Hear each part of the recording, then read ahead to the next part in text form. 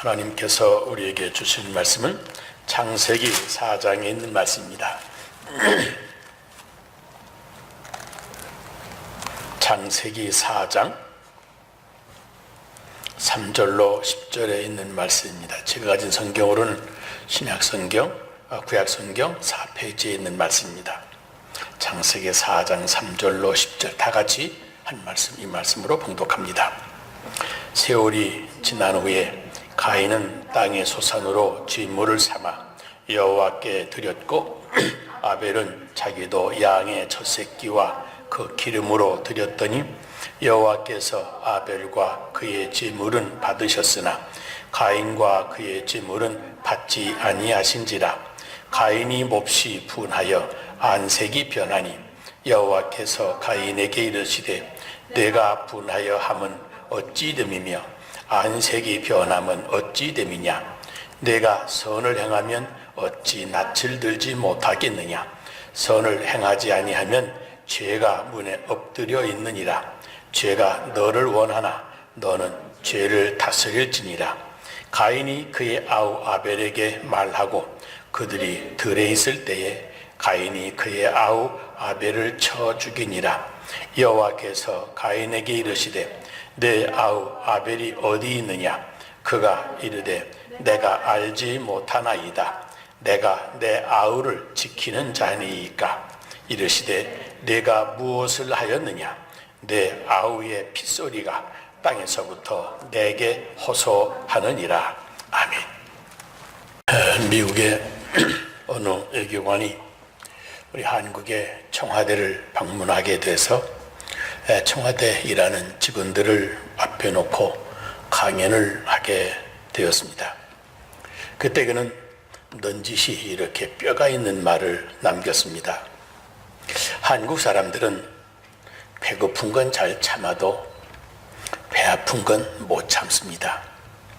그런데 사촌이 땅을 사는데도 배가 아프면 어떻게 합니까? 라고 하는 말을 남겼습니다. 여러분, 어느 민족인들 시기하는 마음이 없는 사람이 어디 있겠습니까마는 우리 한민족성 속에 있는 시기 질투하는 마음을 꼬집은 말입니다. 사실 우리는 없어서 배가 고파서 그래서 고생도 많이 했지만 사실 질투심 때문에 마음고생이 많은 것이 사실입니다. 에덴 동산에서 하나님이 아담아 네가 어디 있느냐 하고 아담을 찾으셨습니다. 그런데 오늘 본문에 보면 가인아 내 아우가 어디 있느냐 하고 가인의 아우 아벨을 찾으십니다. 아담아 하고 물으실 때는 너는 도대체 누구냐 하고 묻는 것이고 내 아우가 어디 있느냐 하고 물으시는 것은 가인의 인간관계, 그것을 묻고 계신 겁니다. 아담의 가정에서 형제 사이에 시기 질투로 인해서 발생한 끔찍한 살인사건을 오늘 우리들이 함께 읽었습니다. 질투라고 하는 것, 여러분 이거 참 무서운 것입니다. 내가 실패했을 때 다른 사람의 성공을 비교하다가 열등의식에 빠지고 결국 사람을 죽이는 최초의 살인사건이 발생한 것입니다. 그런데 문제는 이 질투나 시기를 죄라고 생각하지를 않습니다. 질투심은 사람의 마음에 가장 추악하게 타오르는 죄된 감정인데도 불구하고 세상에서는 이것을 행동으로 나타내 보여주기까지는 그걸 죄로 규정하지 않기 때문에 그렇습니다. 그러나 하나님은 사람을 외모로 보지 아니하시고 중심을 보시기 때문에 아직 추악한 행동으로 나오지 않았을지라도 여지없이 그를 죄인으로 규정하시는 겁니다. 독사의 알을 품고 있으면 결국 독사가 나오듯이 우리가 질투심을 품으면 결국 사람을 해치는 살인죄를 범하게 됩니다. 예일대학의 심리학 교수였던 살로비 박사가 미국의 국내 모든 범죄의 20%가 질투심으로 인하여 생긴 것이라고 지적을 했습니다. 질투, 그렇게 무서운 범죄의 요인입니다.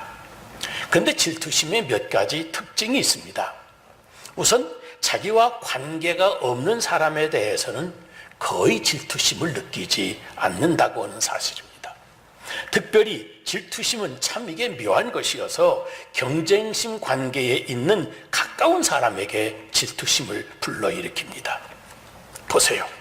노래 잘하는 사람이 그림 잘 그리는 사람을 질투하는 일이 없습니다. 그렇지 않습니까? 또 다른 나라 저 멀리 있는 유명한 성악가를 질투하지도 않습니다. 그러면 누구를 질투하는지 아십니까? 우리 동네 합창단, 우리 교회 성가대에서 나와 함께 노래하고 있는 다른 솔리스트를 질투하는 겁니다.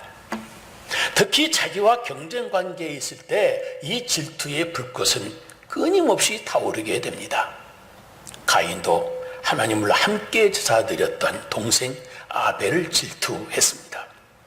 그리고 여러분, 사람들이 어쩌다가 질투심에 한번 빠지면 다른 죄와는 달리 회개하기도 대단히 힘이 듭니다.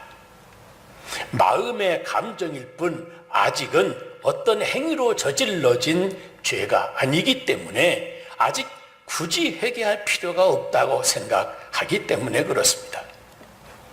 그런데 질투심은 사탄이 우리 마음에 장치해 놓은 이게 살인폭탄과도 같은 겁니다. 내 마음이 추하게 썩어 악취를 품어내다가 추악한 범죄 행위로 폭발하는 것, 이건 시간 문제입니다. 그리고 이 질투심은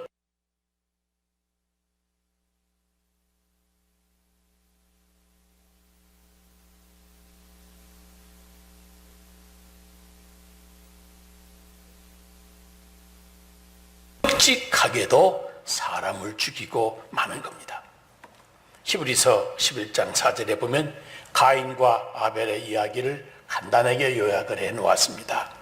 아벨은 믿음으로 제사를 드렸다. 그래서 하나님이 받으셨다 하는 말씀입니다. 그렇다면 가인은 믿음으로 제사를 드리지 않았다고 하는 이야기입니다. 아벨은 하나님을 생각하며 믿음으로 감사함으로 제사를 드렸지만 가인은 동생이 드리니까 그냥 형식적으로 따라서 드렸는지 모릅니다. 그래서 하나님이 가인의 제사는 거절하셨습니다. 그래서 가인이 심히 분하게 되었다고 말을 합니다. 그런데 여러분, 생각해 보면 가인은 분해할 것도 없습니다. 하나님께 드린 제사인데 잘못 드려서 하나님이 안 받으셨다고 한다면 그거 하나님께 다시 회개하고 다시 바른 자세로 드려야 될 생각을 했어야 했습니다. 하나님께 드린 제사인데 하나님과 해결해야 되지 않겠습니까? 제사는 나와 하나님과의 관계입니다. 내 동생 아벨과는 아무런 관계도 없습니다. 그런데 가인은 하나님이 거절한 제사를 옆에 아벨과 연결시켜 비교하면서 열등의식을 느끼면서 결국 마음에 시기, 질투의 불꽃을 타오르게 한 것입니다. 성경에 보면 심히 분하여 안색이 변했다 그랬습니다. 그렇습니다. 속에 질투가 불타는 사람은 그 얼굴 표정부터 달라집니다. 질투심이 많은 사람 얼굴을 자세히 살펴보세요. 얼굴이 어두워지다가 나중에는 그 얼굴이 그만 썩어가는 것을 볼 수 있습니다. 그거 참 이상합니다. 이 시기 질투로부터 내가 벗어나야 비로소 얼굴이 밝아집니다. 그 얼굴이 예쁘고 밝고 얼짱에 몸짱 아무 소용없습니다. 얼굴이 어두워지는 건 시간 문제입니다. 그래서 성경에도 안색이 변하였더라 그랬습니다. 그러니 하나님께서 충고하시고 이제 경고도 하십니다. 선을 행하면 어찌 내가 낯을 들지 못하느냐. 선한 마음을 가져라. 죄가 너를 원한다. 너는 죄를 다스려야 된다. 죄를 다스려라. 내 마음을 내가 다스려라. 시기 질투를 몰아내라. 그래야 내가 산다고 하나님이 친히 경고까지 하셨는데 그는 끝내 이 회개의 기회까지 그만 잃어버리고 맙니다. 그래서 아벨을 쳐 죽입니다. 아니, 동생 아벨을 죽여서 뭘 어쩌자고 하는 겁니까? 정말로 생각해보면 그저 화가 난 것뿐입니다. 그래서 하나인 동생을 아무 생각 없이 그냥 쳐 죽인 겁니다. 정말 기가 막힌 이야기 아닙니까? 여러분, 질투라고 하는 것이 그런 것입니다. 여러분, 생각해보면 성경에도 그랬습니다. 가야바라고 하는 대제사장이 예수님을 십자가에 못 박았습니다. 가야바라고 하는 사람, 그 사람이 십자가 처형의 원흉입니다. 그런데 왜 십자가에 못 박았는지 여러분 아십니까? 그 나라의 경제 문제 때문이 아니었습니다.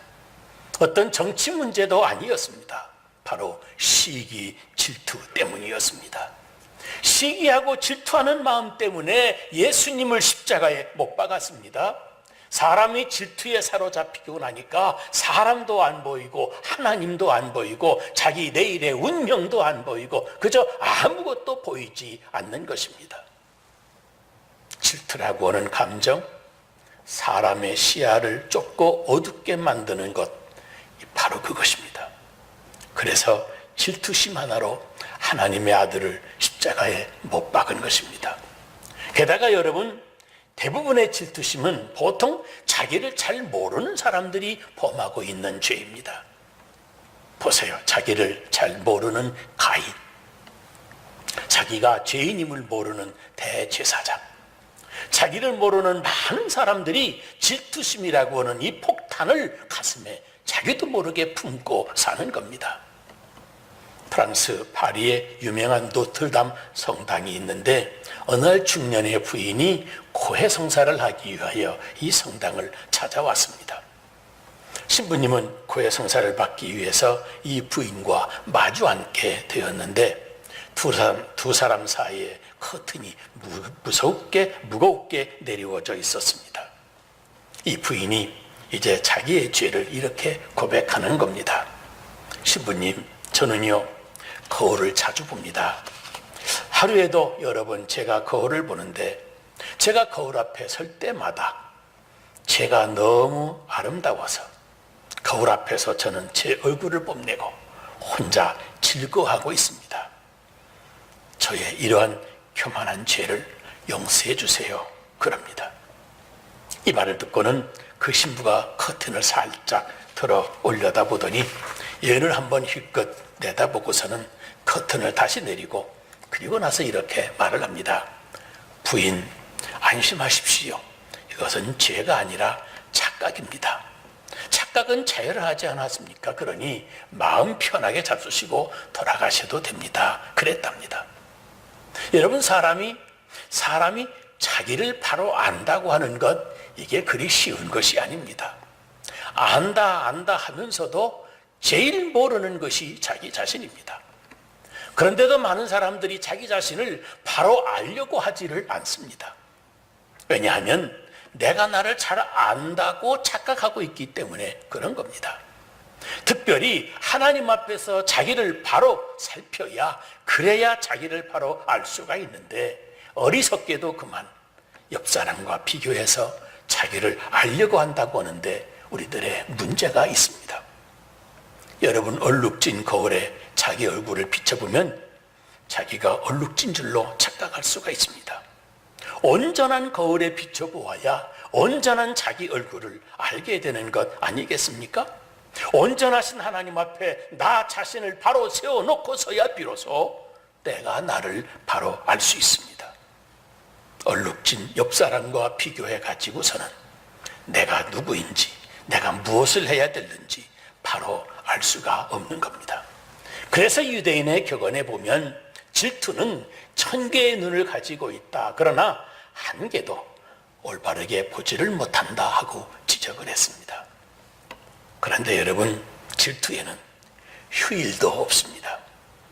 게다가 질투는 사람의 모든 감정 중에 가장 오래가는 감정입니다.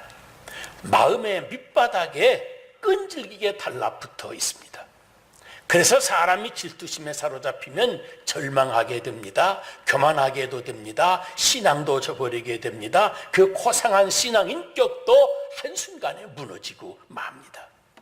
질투는 가장 사악하고 아주 비열한 감정입니다. 그래서 질투심으로 움직여서 잘 되는 일이 없습니다. 질투심으로 행복해진 사람이 세상에 없습니다. 그래서 베이컨은 이 질투를 악마의 속성이라고까지 말을 했습니다. 한 수도사가 허벌판 사막에서 금식을 하면서 기도를 하고 있었습니다. 그 모습을 지켜보던 사탄이 어떻게 해서라도 기도를 방해하려고 마음을 먹었습니다. 사탄은 먼저 아주 맛있는 음식으로 배고픈 수도사를 유혹했습니다. 그러나 수도사는 끄떡 없었습니다. 그 다음에 의심을 심어주기도 하고 또 공포심을 심어주기도 하고 많은 물질로도 유혹을 해보았습니다. 그러나 기도로 무장이 된 이 수도사를 꺾을 수 있는 방법이 없었습니다. 약이 바싹 오른 이 사탄이 최후의 수단으로 이 수도사에게 가까이 다가가서 귀에다 대고 이렇게 속삭였습니다. 헤헤, 당신 동생이 글쎄 당신 교구의 주교가 되었더군. 그랬습니다. 그러자 이 수도사가 갑자기 얼굴이 안색이 변하더니 안절부절하면서 곧장 기도를 포기하고 일어나 돌아가더랍니다. 여러분, 사탄은 신앙의 유무를 가리지 않습니다. 지식의 유무를 개의치 않습니다. 사람이 질투심에 사로잡히면 누구라도 자기가 누구인지를 금방 망각해버립니다. 가까운 이웃도 아니 내 집안의 혈육의 동생도 그만 분노해서 죽일 수가 있는 것, 그것이 바로 사탄이 넣어주는 질투심입니다. 잠언 14장 30절에 마음의 화평은 육신의 생명이나 시기는 뼈의 썩음이라 그랬습니다. 시기하면 내 마음이 썩어 들어간다고는 말이에요. 그러므로 우리 믿는 성도들은 이 질투심을 더 경계해야만 됩니다. 예수님과 예수님의 생애를 심층적으로 분석을 한 예수심리학이라고 하는 책이 있습니다. 예수님의 마음속에는 시기, 질투가 전혀 없었다고 하는 결론을 내렸습니다. 그렇습니다. 예수님은 참 하나님이시며 참 사람이십니다. 예수님은 질투심도 없는 깨끗한 아름다운 마음으로 사셨습니다. 제가 참 아름다운 이야기를 하나 아직도 기억을 합니다. 서울에서 학생들이 대학교 입학시험을 치를 때인데 어느 교회 한 구역에서 7명의 학생들이 함께 시험을 보게 되어서 온 구역 식구들이 이 7명의 학생을 위해서 기도했습니다. 열심히 기도했습니다. 온 구역 식구들이 총동원이 돼서 기도를 하는데 자기 아이가 입학시험을 치르는 그런 집이 아닌데도 함께 모여서 기도를 했고, 시험 보는 날은 그 구역 전 식구들이 교회에 나와서 그 시험 보는 하루 내내 온종일 함께 기도했습니다.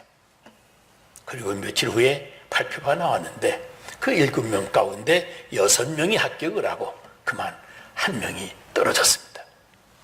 그 시험이라는 게 여러분 그럴 수가 있는 것 아니겠습니까?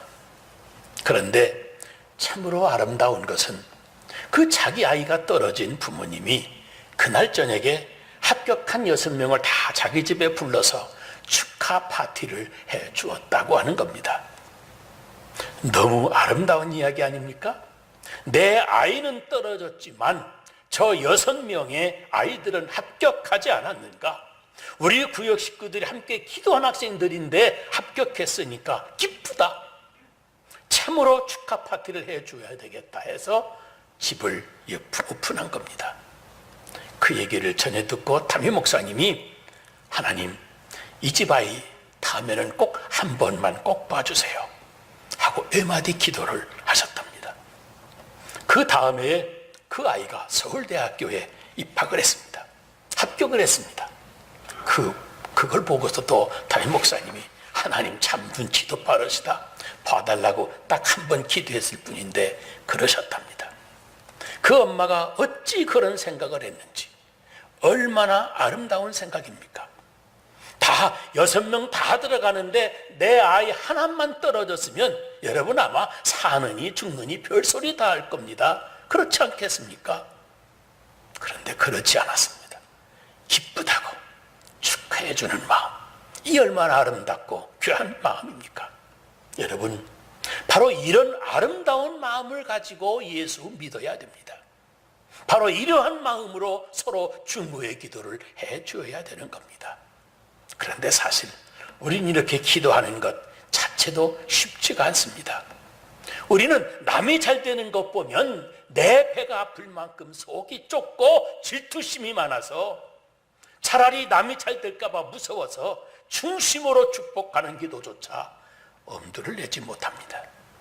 그것이 문제입니다. 영국 런던에 아주 유명한 목사님이 두 분 계셨습니다.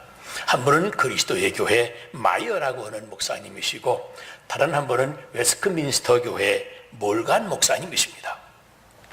그런데 몰간 목사님이 잠시 미국에 오셔서 미국에서 사역을 하시다가 다시 영국에 돌아가셔서 웨스트민스터 교회를 담임하게 되셨는데, 그때 마이어 목사님이 이런 고백을 하셨습니다. 몰간 목사님이 저 멀리 미국에 있을 때에는 몰간 목사님을 위해서 아주 평안한 마음으로 기도를 많이 했는데, 이제 이분이 나와 한 도시에서 일을 하게 되니까 왠지 기도를 안 하게 되더라고 하는 겁니다. 그래서 마이어 목사님이 하나님, 제 마음의 시기 질투의 마음을 좀 없애주세요 하고 기도를 하는데도, 그런데도 간절한 기도가 잘 나오지를 않더랍니다. 그런데 어느 날 하나님이 음성을 들려주셨는데, 얘야, 내 기도를 좀 바꿔라. 내 마음의 질투를 없애달라 하지 말고 몰간 목사님을 정말로 축복해 주시라고 기도해라 하시는 음성이었습니다. 그래서 마이어 목사님이 기도를 새롭게 시작을 했습니다. 하나님, 몰간 목사님을 축복해 주시고 그 교회도 부흥시켜 주세요. 그렇게 기도를 바꾸고 나니까 마음이 한결 편해지면서 마음에 기쁨이 생기기 시작했습니다. 어느 날 마이어 목사님이 당신 교회에서 기도하시는데 이렇게까지 기도를 하셨더랍니다. 하나님, 몰간 목사님 교회를 축복해 주셔서 사람들이 차고 넘치게 해주시고, 그래서 사람들이 들어갈 자리가 없거든 그때 우리 교회로 보내주세요. 이 두 분 영국 교회 획을 그은 대단히 훌륭한 목사님들이었습니다. 하나님은 언제나 이 질투심을 먼저 극복한 사람들을 사용하십니다. 여러분, 질투심에 끌려 사는 사람은 적어도 이 행복의 조건에서는 이탈된 사람들입니다.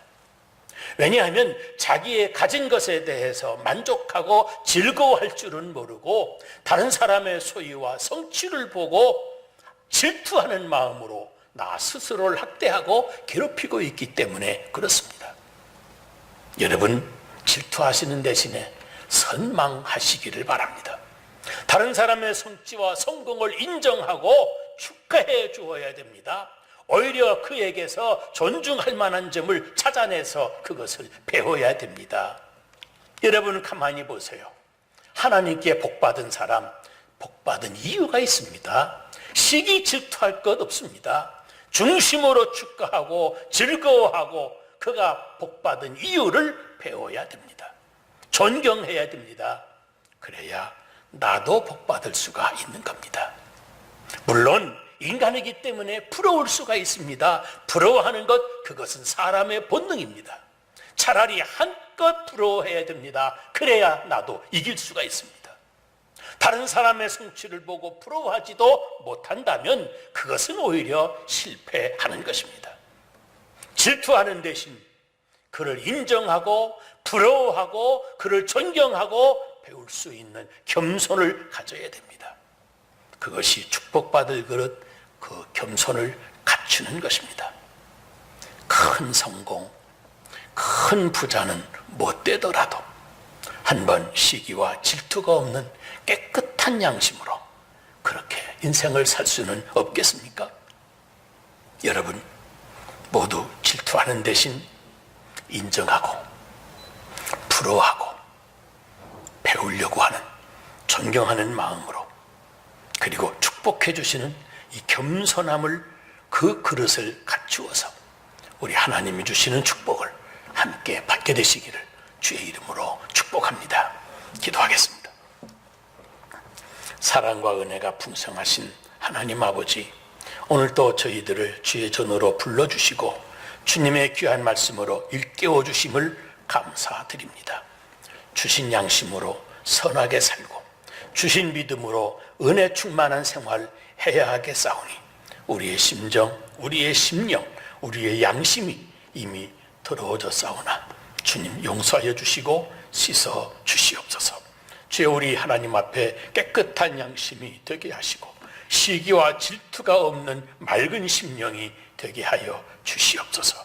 아름다운 마음으로 이제 모든 사람을 사랑하고 아름다운 모든 사람을 존경하고 배우는 겸손으로 나를 낮추어서 우리 주님처럼 아름다운 삶을 살게 하여 주시옵소서.